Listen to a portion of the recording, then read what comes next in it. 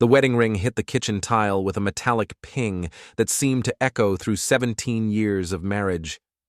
Elara stood there in her designer blazer, chest heaving, her face flushed with the kind of righteous anger that only comes from someone who believes they're the victim in their own betrayal. "This marriage is a prison," she screamed, her voice cracking on the last word. "He sees me for who I really am." I could hear the Audi idling outside, its engine purring like some expensive cat waiting to carry my wife away to her new life. The headlights cut through our kitchen window, casting long shadows across the breakfast table where we used to sit together on Sunday mornings, reading the paper and planning our week. I bent down and picked up the ring. The diamond caught the light from the hallway, throwing tiny rainbows across the wall. Funny how something so small could represent so much, and how easily it could be discarded when convenience demanded it. "You're right," I said, my voice steady despite the storm raging in my chest. "He does see you for who you really are." Then I reached into my jacket and pulled out the manila folder I'd been carrying for 3 days, waiting for exactly this moment. The folder that had cost me 6 weeks of sleepless nights, phone calls to old contacts, and favors I'd never be able to repay. "Here," I said, holding it out to her.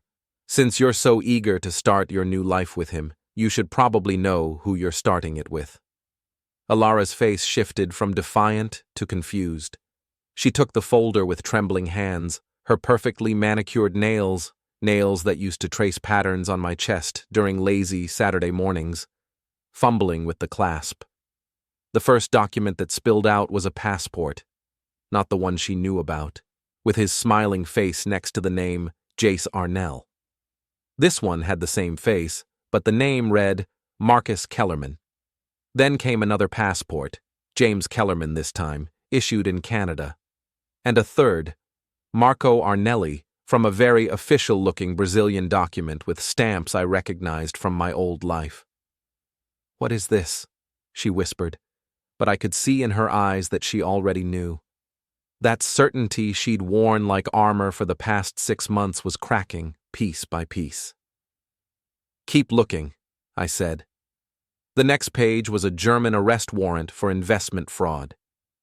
The amounts were staggering, over 2 million euros stolen from elderly investors in what the document called a sophisticated romance and financial manipulation scheme.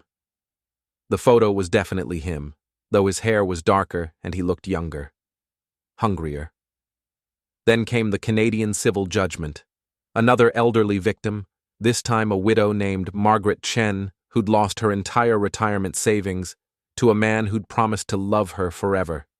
The judgment was for 1.8 million Canadian dollars, plus interest. Unpaid, of course. But it was the Brazilian extradition request that made Elara sink into the kitchen chair. The Portuguese was translated into English in neat bureaucratic prose, but the meaning was clear enough. Marco Arnelli was wanted for questioning in the disappearance of substantial funds from 3 separate victims in São Paulo. The Brazilian authorities were very interested in speaking with him. "This can't be real," Elara said, but her voice had lost all its conviction. "These are fake. You made these up because you can't stand that I found someone who actually cares about me." I pulled out my phone and showed her the screen. "That's the Interpol database," I said. "Want to call them and ask if Marcus Kellerman / James Kellerman / Marco Arnelli / Jace Arnell is on their watch list?" She stared at the screen, her face going pale. The Audi outside honked twice, their signal that it was time to go. Time for her to leave her boring husband and start her exciting new life with a man who saw her for who she really was. "There's more," I said, pulling out the photographs. 4 women stared up from the glossy prints, all attractive, all middle-aged, all wearing the same expression Elara had been wearing for months. That glow of a woman who believes she's found her soulmate later in life. Under each photo was a name, an age, and a dollar amount. The amounts ranged from $340,000 to $1.2 million, all the money these women had lost to the man currently waiting in our driveway. Sarah Martinez, age 44, divorced real estate agent from Phoenix, I read aloud. Lost her house, her business, and her children's college funds. Jennifer Walsh, age 39, widow from Toronto. He convinced her to refinance her late husband's life insurance policy. She's living with her sister now.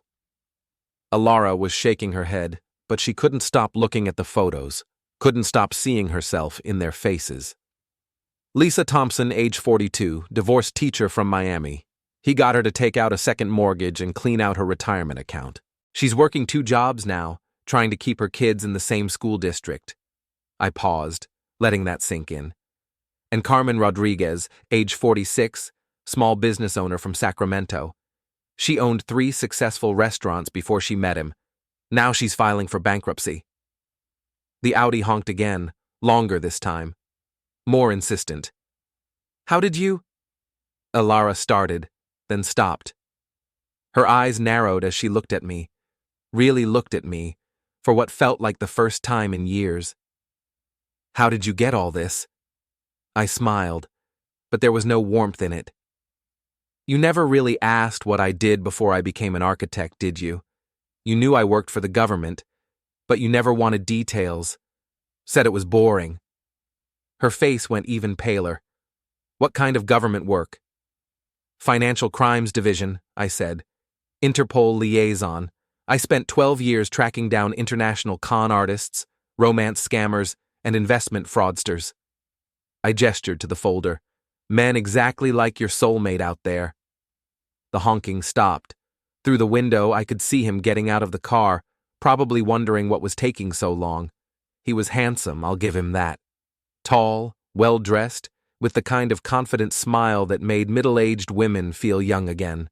The kind of smile I'd seen in hundreds of case files over the years. The joint account you opened last month, I continued, the one for emergencies? There have been 17 unauthorized transfers to offshore shell companies. Your signature was forged on a home equity line of credit you never applied for. He's already stolen $43,000 from us, Elara. He was just getting started. She was crying now, but silently, the tears streaming down her cheeks without acknowledgement. The folder had fallen from her hands, scattering the evidence across our kitchen table like some twisted tarot reading. But he loves me, she whispered. He said I was different from all the others. Look at the photos again, I said gently. Look at their faces. Every single one of them heard the exact same words. The front door opened and his voice called out, smooth and confident. Elara, everything okay in there? We should get going if we want to make our flight. Flight, of course. The romantic weekend getaway to Montreal he'd been planning. Except now I knew Montreal was just a convenient stop on the way to somewhere without extradition treaties. Elara looked toward the hallway, then back at the photos spread across our table. I could see the moment when everything clicked into place, when the fantasy she'd been living finally collided with reality. Her face crumpled, and for a second she looked like the woman I'd married all those years ago, vulnerable, scared, and desperately in need of someone to tell her everything would be okay. What do I do? She asked. Before I could answer, he appeared in the kitchen doorway, still smiling, still confident, until his eyes fell on the documents scattered across the table. I watched his face change, watched the mask slip for just a moment before he caught himself. What's all this? He asked, but his voice had lost some of its smoothness. Elara grabbed the Brazilian extradition request and held it up. Is your name Marco Arnelli? He laughed, but it sounded forced. Of course not. You know my name is Jace. Elara, what's gotten into you? Your husband is obviously trying to sabotage our relationship with some kind of fake documents. Call Interpol, I said, holding out my phone. The number's right there. Ask them about Marcus Kellerman. His eyes flicked to the phone, then to the passports on the table. The confident smile was gone now, replaced by something harder, something that probably looked familiar to Sarah Martinez and Jennifer Walsh and Lisa Thompson and Carmen Rodriguez. You don't know what you're dealing with, he said to me, his voice dropping to something that might have been a threat. Some things are better left alone. I stood up slowly, and I felt something shift inside me. For 6 months, I'd watched this man steal my wife's affections, convince her that I was the problem in our marriage, and plan to rob us blind. I'd been the patient husband, the understanding victim, the man who was too boring to fight for what was his. But I wasn't just a boring architect. I was someone who'd spent 12 years hunting men like him. Actually, I said, I know exactly what I'm dealing with. The question is, do you know what you're dealing with? He looked at me for a long moment, and I saw the exact second when he realized his game was over. The charm, the confidence, the romantic promises, all of it was just a costume, and now it was time to run. Elara, he said, backing toward the door. We need to leave. Now, don't listen to him. He's trying to poison you against me. But Elara was staring at the photos of the 4 women, and I could see she was finally understanding. These weren't just random victims. These were her future, her fate, her destiny, if she walked out that door. How many others? She asked him directly. How many women have you done this to? He didn't answer. Instead, he turned and headed for the front door. I heard his footsteps on the porch, then the car door slamming. The Audi's engine revved, and I knew he was about to run. But I'd been expecting this. The Audi was already backing out of our driveway when I grabbed my keys and headed for the garage. Elara was still sitting at the kitchen table, staring at the evidence of her near miss with financial ruin, but I didn't have time to comfort her. I'd spent 6 weeks building this case, and I wasn't about to let Marcus Kellerman/James Kellerman/Marco Arnelli/Jace Arnell disappear into the night. My truck started on the first try, and I pulled out just as his taillights were disappearing around the corner of Maple Street. He was driving fast, but not recklessly, smart enough to know that getting pulled over right now would be catastrophic, but panicked enough to want distance between himself and the evidence scattered across my kitchen table. I'd done this before, of course. Surveillance, pursuit, the careful art of following someone who doesn't want to be followed. The difference was that 12 years ago, I'd had backup, official authority, and the full weight of international law enforcement behind me. Tonight, I just had a pickup truck and 17 years of accumulated rage. He turned left on Highway 9, heading toward the interstate, probably planning to drive straight through to Montreal, then catch the first flight to somewhere without extradition treaties. Brazil, maybe, where Marco Arnelli was already a wanted man. The irony wasn't lost on me. My phone rang through the truck's Bluetooth system. Elara's name appeared on the dashboard screen. "Where are you?" she asked. Her voice sounded hollow, like she was speaking from the bottom of a well. "Following him," I said, "making sure he actually leaves town." "Tom, this is crazy. Just let him go. Let the police handle it." Tom. She was using my real name again, not the dismissive Thomas she'd adopted over the past year when she wanted to sound disappointed in me. Interesting. The police can't do anything until he actually commits a crime in their jurisdiction, I said. Right now, all we have is evidence of crimes committed in other countries against other people. He could disappear tonight and surface next month in Denver or Seattle or Portland, looking for his next victim. But what can you do? Good question. What could I do? I wasn't a federal agent anymore. I didn't have the authority to arrest him, couldn't freeze his assets, couldn't issue a BOLO alert to every law enforcement agency between here and the Canadian border. But I still had contacts. People who owed me favors from the old days. People who understood that sometimes justice needed a little help finding its way. "I'm going to make sure the right people know where he is," I said. The Audi took the on-ramp to I-95 North, confirming my suspicions about Montreal. I followed at a safe distance, keeping 2 or 3 cars between us. He was maintaining exactly the speed limit now, probably hoping to blend in with the late-night traffic. "Tom," Elara said, and I could hear her crying. "I'm sorry, I'm so sorry. How could I have been so stupid?" I wanted to be angry with her. Part of me was angry with her. She'd thrown away our marriage for a fantasy, believed a stranger over the man who'd loved her for 17 years, and nearly bankrupted us in the process. But listening to her cry, seeing those photos of the other women he'd victimized, I mostly felt sad. "You weren't stupid," I said. "You were targeted. This is what he does, Elara. He studies women like you, successful, intelligent, maybe feeling a little unappreciated, and he tells them exactly what they need to hear." "Women like me," she repeated bitterly. "Middle-aged and desperate." "Women who deserve better than they're getting," I corrected. "That's how he would have seen you. That's how he would have presented himself, as the man who would finally give you what you deserved." She was quiet for a moment. The Audi was still maintaining its steady pace northward, eating up the miles toward the border. I was already composing the text message I'd send to my old contact at the Royal Canadian Mounted Police as soon as I knew which crossing he was planning to use. "Were we really that unhappy?" Elara asked. "Our marriage, I mean. Was I really that unappreciated?" I thought about it. Really thought about it. Not just the automatic reassurance a husband is supposed to give.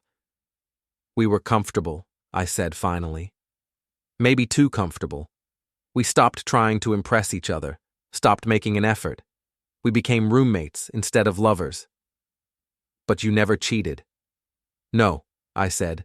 "I never cheated." "Why not? You had opportunities, I know you did." "I had, actually. There was the divorced client who'd made it clear she was interested in more than just architectural services. The woman at the gym who always seemed to need help with the weight machines. The bartender at Murphy's who remembered my drink order and always smiled when I walked in. "Because I took vows," I said. "And because even when things were bad between us, I still loved you." She started crying again, harder this time. "I threw it all away, didn't I, for a man who was planning to rob us blind?" "You made a mistake," I said. "A big one, but it's not too late to fix it." The Audi's turn signal came on. He was taking the exit for Route 2 West, not the most direct route to Montreal, but a good choice if you wanted to avoid the main border crossings where security might be tighter. Smart. He really was a professional. I followed him onto the smaller highway, hanging back a little more now that there was less traffic to hide behind. The landscape was getting more rural, more isolated. Perfect for what I had planned. My phone buzzed with a text message. I glanced at the screen and saw it was from Danny Morrison, my old partner from the Interpol days. He was working for the RCMP now, stationed at the Quebec border. "Got your message about Marcus Kellerman?" the text read. "Very interested in having a conversation with him. Where is he now?" I smiled and dictated a response to the truck's voice-to-text system. "Route 2 West, about 20 miles from the border, driving a silver Audi A4 license plate." I squinted at the car ahead of me. "Massachusetts plate 7G4H89. The response came back almost immediately. "On it. Thanks for the heads up." "Tom?" Elara's voice came through the speakers. "Are you still there?" "Still here." "What happens now?" I watched the Audi's taillights disappear around a curve ahead of me. In about 15 minutes, Marcus Kellerman was going to get a very unpleasant surprise at the Canadian border. With any luck, he'd be in custody before midnight, and extradition proceedings would begin within the week.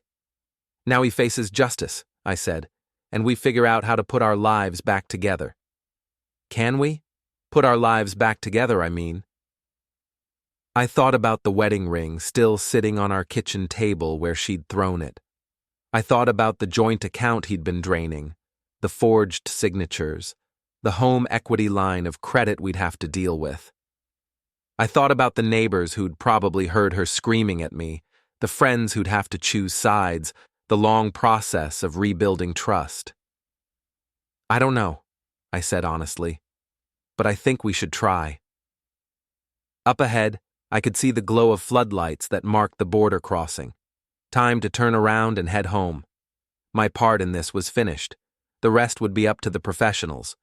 But as I made a U-turn and started the drive back to our house, I couldn't shake the feeling that this was just the beginning. Marcus Kellerman was just one man, but he represented something larger, a whole industry of predators who targeted vulnerable people and destroyed their lives for profit. Maybe it was time for me to get back in the game. 3 hours later, I was sitting in our kitchen, cleaning up the scattered documents while Elara made coffee with shaking hands. The wedding ring was still on the table where she'd thrown it, catching the light from the overhead fixture like some kind of accusation. My phone rang. Danny Morrison's name appeared on the screen. "We got him," Danny said without preamble. "Tried to cross at the Highgate Springs checkpoint with a Canadian passport in the name of James Kellerman. When we ran the prints, 3 different databases lit up like Christmas morning. What's he looking at? Well, the Brazilians want him for fraud and money laundering. The Germans have that investment scheme. The Canadians want to talk to him about the widow in Toronto. And now we've got evidence of active fraud right there in Massachusetts." Danny paused. "He's not going anywhere for a very long time." Elara looked up from the coffee maker, her eyes wide. "They caught him?" I nodded. "He's in custody." She sank into the chair across from me, and for the first time in months, she looked like the woman I'd married. Vulnerable, real, without the carefully constructed facade she'd been wearing since the affair started. "I need to ask you something," she said, "and I need you to tell me the truth." "Okay." "How long have you known? About him, I mean. About what he really was." I thought about lying, about making it easier for her, but we'd had enough lies between us. "I suspected something was wrong the first time I met him," I said. "At the restaurant, remember? You introduced us, and he was too smooth, too practiced. He had answers ready for questions I hadn't asked yet. But you didn't say anything. Would you have listened? You were convinced I was just jealous, that I was trying to sabotage your happiness." She winced. "I said some terrible things to you." "Yes, you did. I told you that you were boring, that you didn't understand me, that you'd never made me feel the way he did." "I remember." She picked up one of the photos from the table. Sarah Martinez, the real estate agent from Phoenix. Did he make her feel special too? Did he tell her she was different from all the other women? Probably. That's how it works. He studies his targets, figures out what they need to hear, and then he becomes the man who says those things. What did I need to hear? I looked at her, really looked at her. Even after everything, even with her makeup smeared and her hair disheveled and her eyes red from crying, she was still beautiful to me. Still the woman who'd made me believe in forever when I was too young and stupid to know better. "That you were extraordinary," I said. "That you deserved more than a comfortable suburban life with a boring architect who worked too much and forgot anniversaries and fell asleep watching television instead of talking to you about your dreams." She started crying again. "But that's what I did want. I wanted to feel extraordinary again.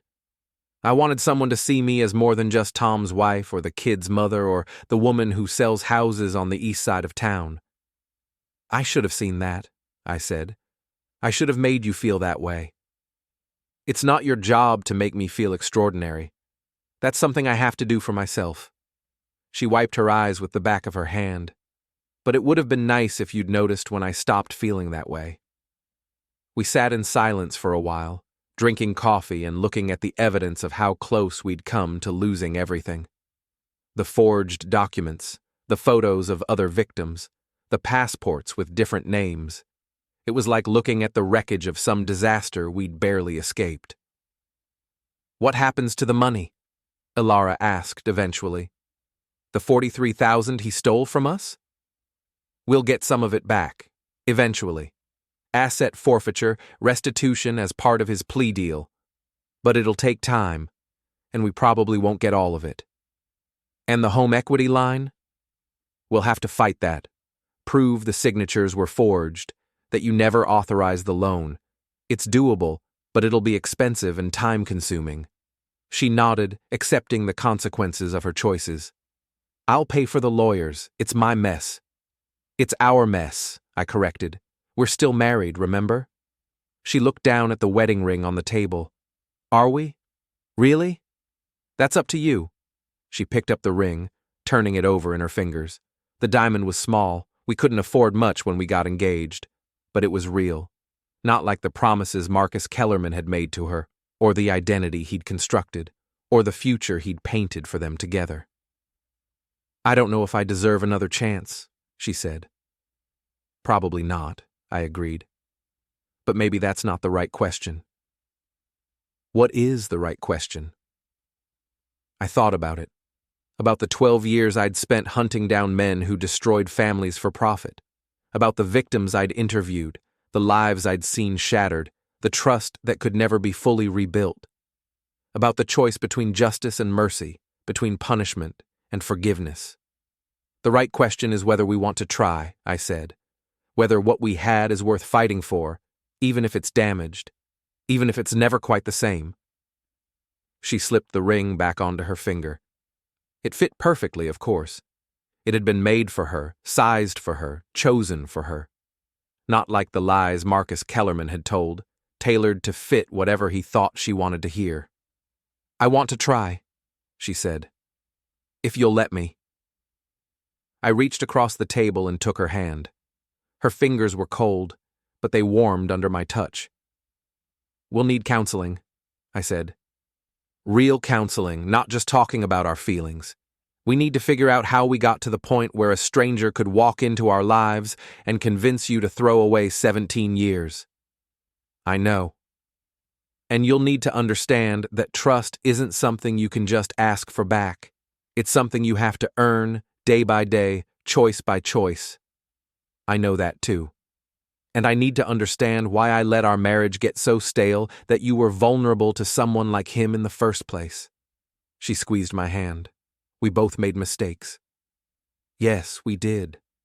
But only one of us threw her wedding ring across the kitchen and declared the marriage a prison. She flinched. I was angry. I thought you were trying to sabotage the best thing that had ever happened to me. And now I know you were trying to save me from the worst thing that could have happened to me. My phone buzzed with another text from Danny. Kellerman's asking for a lawyer, also asking if there's any chance of a deal in exchange for information about other active cases. Apparently you and your wife weren't his only targets. I showed the message to Elara. She went pale. There are others? Probably. Men like him don't work one case at a time. They usually have multiple targets in different stages of the process. Other women like me. Other women like you. She stood up abruptly and started pacing around the kitchen. We have to warn them. The FBI will handle that. They'll use whatever information he gives them to identify and protect his other victims. But what if he doesn't cooperate? What if he lawyers up and refuses to talk? I looked at her, seeing something I hadn't seen in years. Purpose.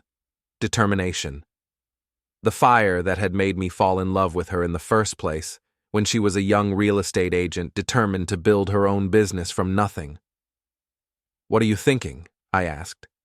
I'm thinking that I know how he operates better than any FBI agent ever could. I know what he says, how he says it, what kind of woman he targets. She stopped pacing and looked at me. I could help them find the others. Elara, that's not... I was almost one of his victims, Tom. I know exactly how it feels to believe his lies, to think you found your soulmate, to be willing to risk everything for a fantasy. She sat back down across from me. Who better to recognize the signs? Who better to reach out to these women and convince them they're in danger? I thought about it. It wasn't unprecedented. Law enforcement agencies had used reformed con artists as consultants before, and victims who understood the psychology of the crime they'd almost fallen prey to. It would be dangerous, I said. If he has partners, if there are other people involved in his operation, they might see you as a threat. Then I'll be careful. It would be painful. You'd have to relive your own experience over and over again, talking to women who are where you were 6 months ago. Then I'll deal with the pain. I looked at her. This woman who'd almost thrown away our life together for a man who saw her as nothing more than a bank account with legs. But she wasn't that woman anymore. The experience had changed her, hardened her, given her a purpose beyond her own happiness. "Okay," I said. "Let me make some calls." She smiled, and for the first time in months, it reached her eyes.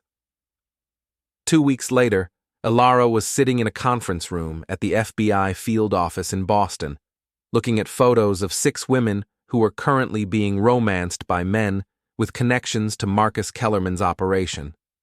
The task force had grown since his arrest. What started as a simple fraud case had mushroomed into something much larger.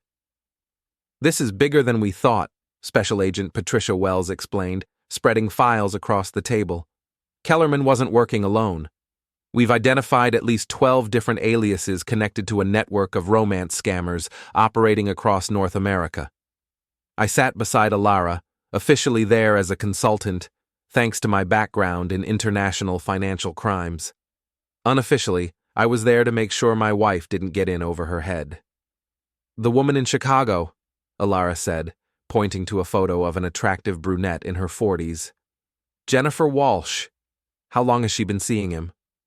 3 months, Agent Wells replied. "He's using the name David Martinez this time. Claims to be an import-export businessman. She's already given him access to her savings account." Elara studied the woman's photo. "She looks happy." They always do at this stage. "What's his timeline usually?" Agent Wells consulted her notes. "Based on his previous victims, he usually moves to the major financial requests around month 4. Home equity loans, retirement account withdrawals, business investments. By month 6, he disappears. So Jennifer has maybe 4 weeks before he ruins her life. If that." Elara picked up another photo. "What about this one? Angela Thompson in Denver. She's further along. 5 months. He's already convinced her to take out a second mortgage on her house. We think he's planning to disappear within the next 2 weeks." I watched Elara's face as she processed this information. I could see her putting herself in these women's shoes, remembering how it felt to believe she'd found her soulmate, to trust someone completely based on carefully crafted lies. "I want to talk to them," she said. Agent Wells shook her head. "Too risky. If any of them are in contact with their boyfriends when you call, it could blow the whole investigation." "Then don't tell them about the investigation. Tell them I'm writing an article about online dating safety. Tell them I'm conducting a survey about romance in middle age. Tell them anything, but let me talk to them." "Mrs. Redden, these women are going to lose everything," Elara interrupted. "Their homes, their savings, their children's futures, and when it happens, they're going to blame themselves. They're going to think they were stupid, naive, desperate. They're going to carry that shame for the rest of their lives." She stood up and walked to the window, looking out at the Boston skyline. "I know because I was almost one of them. If my husband hadn't figured out what Marcus really was, I'd be bankrupt right now. Worse than bankrupt, I'd be destroyed." Agent Wells looked at me. "What do you think?" "I think she's right," I said. "These women won't listen to law enforcement. They'll think you're trying to sabotage their happiness, the same way Elara thought I was trying to sabotage hers. But they might listen to someone who's been where they are. It's irregular. So is letting innocent people get robbed because we're worried about protocol." Agent Wells was quiet for a moment, considering. Finally, she nodded. "Okay, but we do this carefully. Scripted conversations, monitored calls, and at the first sign that any of these women are suspicious or might warn their boyfriends, we shut it down." Over the next 3 days, Elara made 6 phone calls.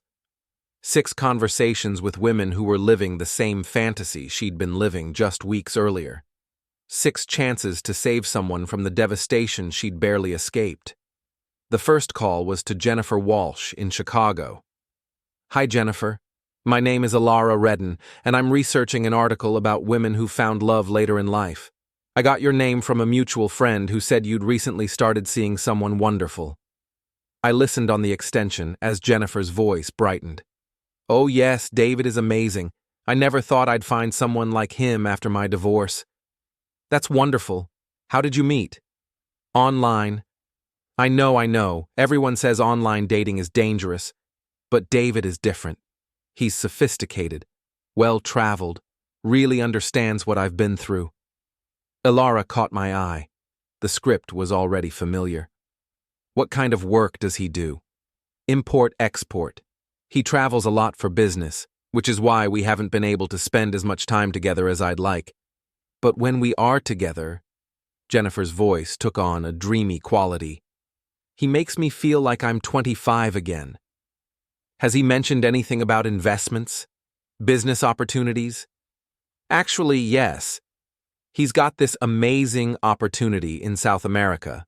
Coffee plantations.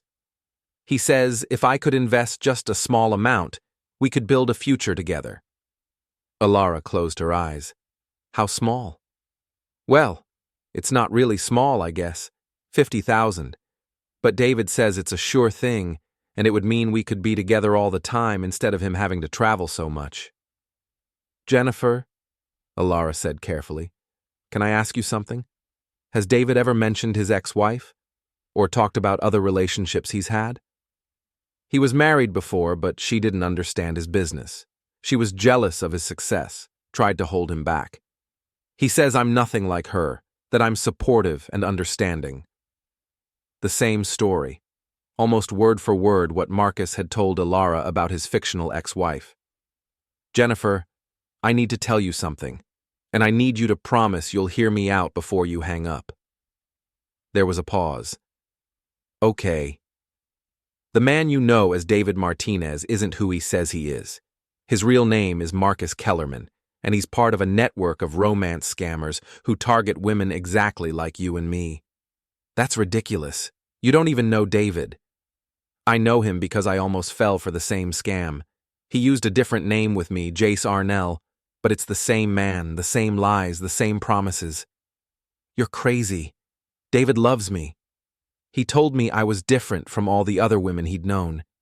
He told me his ex-wife didn't understand him. He told me about investment opportunities that would secure our future together. Elara's voice was steady, but I could see her hands shaking. Jennifer, he's going to take your $50,000 and disappear, and then he's going to do the same thing to another woman in another city. The line was quiet for a long moment. How do I know you're telling the truth? Jennifer finally asked. Because I'm going to send you photos of him with other women. Because I'm going to give you the phone number of an FBI agent who can tell you about his criminal record in 3 different countries. And because I'm going to ask you to do one simple thing that will prove whether David Martinez really loves you. What? Ask him for money instead of offering it. Tell him you've had an emergency, that you need help, that you're scared and don't know what to do. See how quickly your soulmate finds an excuse to disappear. Another long pause. I'll think about it, Jennifer said, and hung up. Elara looked at me. Think she'll listen? I don't know. But you planted a seed of doubt. That's more than she had an hour ago. The second call was to Angela Thompson in Denver. She was further along in the process, already committed to the fantasy, already financially invested in the relationship. She hung up on Elara after 30 seconds. The third call was to Maria Santos in Phoenix. She listened politely, but insisted that her boyfriend Carlos was different, that their love was real, that Elara was obviously a bitter woman trying to destroy other people's happiness. But the fourth call was different. Rebecca? Elara said. This is going to sound strange, but I think we may have dated the same man. Rebecca Chen in Portland was quiet for a moment. What do you mean? The man you know as Michael Thompson. Tall, dark hair, drives an expensive car, works in international business. How do you know about Michael? Because I was involved with him too. Different name, different story, but the same man. And Rebecca, I need to tell you what he really is. This time, the conversation lasted an hour. Rebecca had already started to have doubts, small inconsistencies in his stories, promises that never materialized, requests for money that made her uncomfortable. She'd been ignoring her instincts, but hearing from another woman who'd been through the same experience gave her permission to trust her doubts. By the end of the week, 3 of the 6 women had contacted the FBI. 2 had confronted their boyfriends and watched them disappear overnight. 1 had agreed to wear a wire and help gather evidence for the prosecution. "You did good work," Agent Wells told Elara as we prepared to leave the field office. "We've probably saved these women hundreds of thousands of dollars." "What about the ones who wouldn't listen?" "We'll keep trying. Sometimes it takes multiple contacts, multiple sources, before people are ready to hear the truth." As we walked to the parking garage, Elara was quiet. I could tell the week had taken a toll on her, reliving her own experience, talking to women who were living the same lies, seeing how close she'd come to losing everything. "You okay?" I asked. "I keep thinking about the women we couldn't reach. Angela in Denver, Maria in Phoenix. They're going to lose everything, and there's nothing we can do about it." "You can't save everyone." "I know, but I had to try." We got in the car and started the drive home. It was late afternoon, and the traffic was heavy, giving us time to talk. "I've been thinking," Elara said, "about what happens next." "What do you mean?"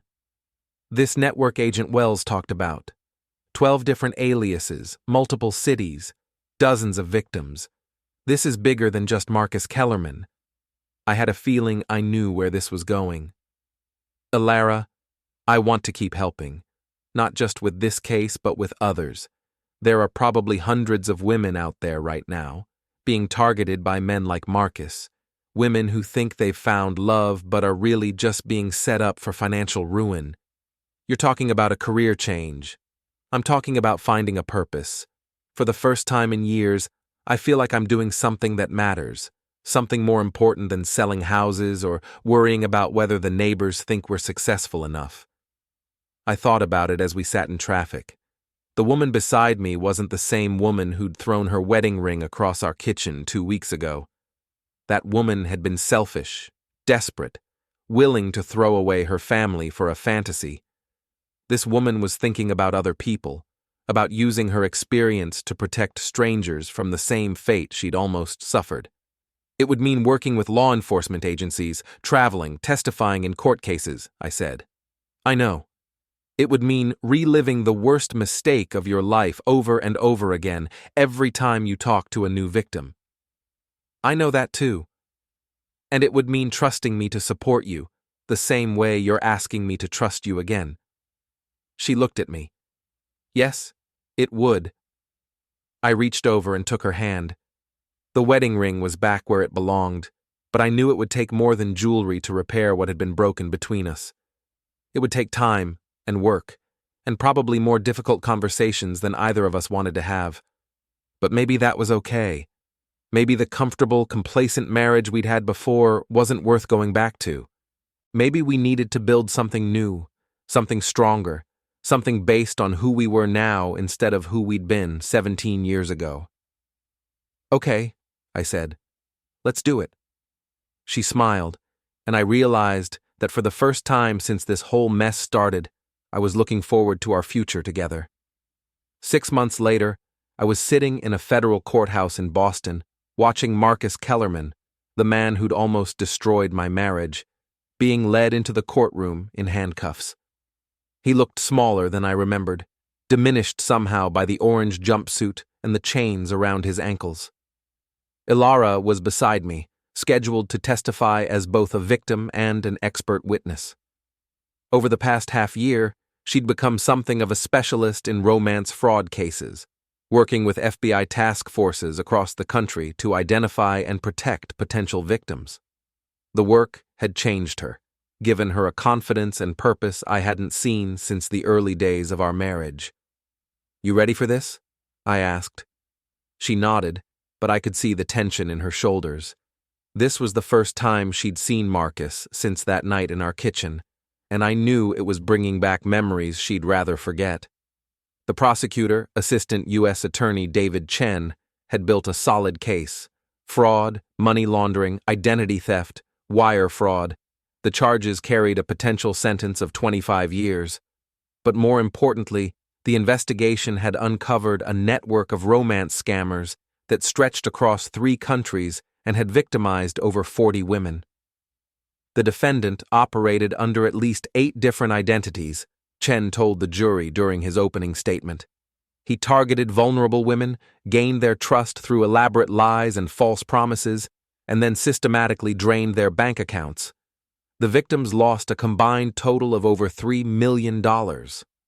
Marcus's defense attorney, a sharp-dressed woman named Patricia Moore, tried to paint her client as a small-time grifter who'd gotten in over his head. But the evidence was overwhelming. Bank records, forged documents, testimony from victims across multiple jurisdictions. It was clear that Marcus Kellerman was anything but small-time. When Elara was called to testify, I watched her walk to the witness stand with her head held high. She'd practiced this moment for weeks, working with the prosecutors to make sure her testimony was clear, compelling, and legally sound. "Mrs. Redden," Chen began, "can you identify the defendant?" "Yes. I knew him as Jace Arnell, but his real name is Marcus Kellerman." "How did you meet the defendant?" "Through an online dating site.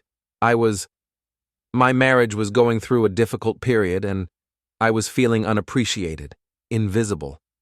He seemed to understand that. I watched the jury as she spoke. Several of the women were nodding, recognizing something in her story that resonated with their own experiences. "What did the defendant tell you about himself?" "He said he was an international businessman, that he traveled frequently for work. He said his ex-wife hadn't understood his ambitions, that she'd tried to hold him back. He made me feel like I was special, like I was different from all the other women he'd known." "Did he ask you for money?" "Not directly, not at first. He was subtle about it. He'd mention investment opportunities, business deals that required capital. He convinced me to open a joint bank account for emergencies. He forged my signature on loan documents." "How much money did he steal from you?" $43,000, but it wasn't really about the money. Elara looked directly at Marcus for the first time. "He stole my sense of reality. He made me believe that my husband, a good man who'd loved me for 17 years, was the enemy, and that a complete stranger who was planning to rob me blind was my soulmate." Marcus stared back at her, his face impassive. I wondered what he was thinking. Did he feel any remorse for what he'd done? Did he understand the lives he'd destroyed, the families he'd torn apart? "Mrs. Redden," the defense attorney said during cross-examination, "isn't it true that you were an active participant in this relationship, that you made choices to trust my client, to give him access to your finances?" "Yes," Elara said. "I made those choices, but I made them based on lies. Your client studied me, figured out what I needed to hear, and then became the man who said those things. That's not a relationship, that's a con game. But you're an intelligent woman, a successful businesswoman. Surely you should have been more suspicious." Elara was quiet for a moment, and I could see her choosing her words carefully. "I think that's the wrong question," she said finally. "The question isn't why I trusted him. The question is why he chose to betray that trust. Why he chose to target women who were looking for love and turn their hopes into a weapon against them." The defense attorney tried a few more angles, but Elara held her ground. When she stepped down from the witness stand, I felt proud of her in a way I hadn't felt in years. The trial lasted 3 weeks. Victim after victim took the stand to tell their stories. Women who'd lost their homes, their savings, their faith in their own judgment. The pattern was always the same. Marcus would identify a vulnerable woman, sweep her off her feet with romantic gestures and promises of a perfect future, and then systematically drain her finances before disappearing. But there were also stories of women who'd been saved. Jennifer Walsh from Chicago testified about the phone call from Elara that had made her question her relationship with David Martinez. She'd confronted him, and he'd disappeared overnight. but not before she'd helped the FBI gather evidence of his criminal activity. If Mrs. Redden hadn't called me, Jennifer told the jury, I would have lost my house, my children's college funds, everything I'd worked for my entire adult life. When the verdict came back, guilty on all counts, I felt a sense of closure I hadn't expected. This wasn't just about Marcus Kellerman anymore. It was about justice for all the women he'd victimized, and protection for all the women who might have been his future targets. As we left the courthouse, Elara was quiet. I could tell she was processing everything that had happened, not just during the trial, but over the past year. How do you feel? I asked. Relieved, she said, and grateful. Grateful? That you figured out what he was before he could destroy us completely. That you were willing to fight for our marriage even when I'd given up on it. That you supported me when I decided to help other women avoid the same mistake. We walked to the parking garage in comfortable silence. Our relationship was different now than it had been before Marcus entered our lives. We'd both been forced to confront uncomfortable truths about ourselves and our marriage. But we'd also discovered strengths we didn't know we had, and a capacity for forgiveness that surprised us both. What's next? I asked as we got in the car. Agent Wells wants me to consult on a case in California. 3 women who've been targeted by what looks like the same network Marcus was part of. And after that? I don't know. Keep doing this work as long as it makes a difference, I guess. I started the engine and pulled out of the parking garage. The sun was setting over Boston Harbor, painting the sky in shades of orange and pink. It was beautiful, peaceful, a perfect end to a difficult day. Elara, I said, I need to tell you something. She looked at me, and I could see a flicker of concern in her eyes. We'd been rebuilding our trust slowly, carefully, and I knew she was still worried about setbacks. I'm proud of you, I said. Not just for today, but for everything you've done over the past year. You took the worst mistake of your life and turned it into something that's helping other people. That takes courage. She smiled, and I saw tears in her eyes. I couldn't have done it without you. Yes, you could have. But I'm glad you didn't have to. We drove home through the evening traffic, 2 people who'd almost lost everything and somehow found their way back to each other. Our marriage wasn't the same as it had been before. It was better, stronger, built on a foundation of honesty and mutual respect that we'd never had when we were just comfortable. When we pulled into our driveway, I noticed that Elara wasn't wearing her wedding ring. She'd taken it off during the trial, not wanting to draw attention to her marital status while testifying. But now, as we sat in the car, she pulled it out of her purse and slipped it back onto her finger. Welcome home, I said. It's good to be home, she replied. And for the first time in over a year, I believed we both meant it.